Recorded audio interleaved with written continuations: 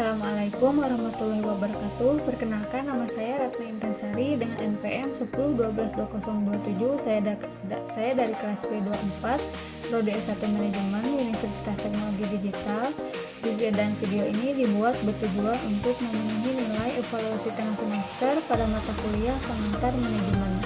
Di sini saya akan mempresentasikan tentang jenis resiko, langkah mitigasi, dan strategi pemasaran melalui pemanfaatan data pelanggan pada consumer goods untuk peluncuran produk baru. Yang pertama ada jenis resiko dan mitigasinya. Berdasarkan teori manajemen risiko, dalam konteks peluncuran produk baru di pasar consumer goods, beberapa jenis risiko dan langkah mitigasi yang dapat dilakukan oleh perusahaan diantaranya yang pertama yaitu risiko pasar, risiko tidak diterimanya produk oleh konsumen. Kemudian langkah mitigasinya yaitu yang pertama melakukan riset pasar sebelum peluncuran produk baru.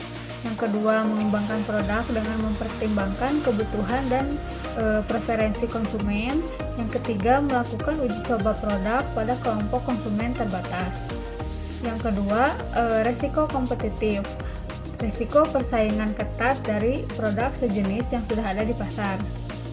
Langkah mitigasinya yaitu yang pertama, analisis kompetitor secara komprehensif. Yang kedua, mengembangkan keunggulan di diferensiasi produk. Merancang strategi penetapan harga yang kompetitif, kemudian membangun positioning produk yang unik agar menarik pelanggan. Kemudian selanjutnya risiko keuangan, di mana risiko kerugian investasi akibat kegagalan produk. Mitigasi langkahnya yaitu membuat perencanaan keuangan yang matang, mempersiapkan dana cadangan untuk skenario terburuk, melakukan evaluasi biaya produksi dan proyeksi penjualan secara berkala. Kemudian ada resiko operasional, resiko keterbatasan kapasitas produksi.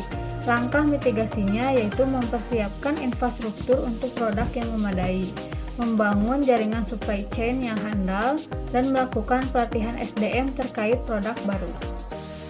Yang terakhir ini yaitu resiko reputasi. Risiko terhadap citra merek jika produk tidak memenuhi harapan konsumen. Maka langkah mitigasinya yaitu membangun sistem layanan pelanggan yang responsif, menyiapkan mekanisme penanganan komplain, merancang strategi komunikasi yang transparan.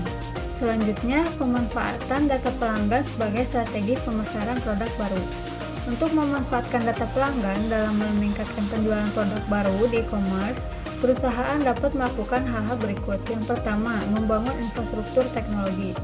Perusahaan harus membangun infrastruktur teknologi yang memadai untuk mendukung penggunaan big data. Data ini mencakup informasi tentang perilaku belanja, preferensi produk, riwayat transaksi, dan masih banyak lagi. Yang kedua, personalisasi pengalaman pelanggan. Perusahaan dapat menawarkan rekomendasi produk yang disesuaikan dengan preferensi individu. Contohnya layanan live streaming yang merekomendasikan konten berdasarkan riwayat penggunaan. Kemudian selanjutnya, pengembangan produk berbasis umpan balik.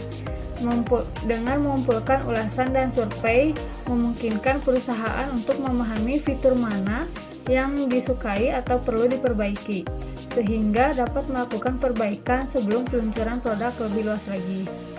Yang keempat, memanfaatkan fitur live chat. Perusahaan dapat memanfaatkan fitur live chat untuk membangun koneksi dengan pelanggan dan membantu mengatasi masalah yang mereka hadapi. Yang kelima, strategi pemasaran yang terarah. Dengan analisis data, perusahaan dapat menentukan saluran pemasaran mana yang paling efektif untuk menjangkau segmen target mereka. Misalnya, jika data menunjukkan bahwa sebagian besar pembeli aktif di sosial media, maka perusahaan dapat fokus pada kampanye di platform sosial media tersebut. Kemudian menawarkan promo belanja. Perusahaan dapat memanfaatkan momen spesial, hari raya, atau Harbolnas untuk menggait pelanggan baru. Kemudian yang terakhir, menguji dan mengukur dampak. Selama proses implementasi, perusahaan perlu menguji dan mengukur dampak dari strategi yang dipilih mereka. Sekian yang dapat saya sampaikan. Mohon maaf apabila ada kesalahan.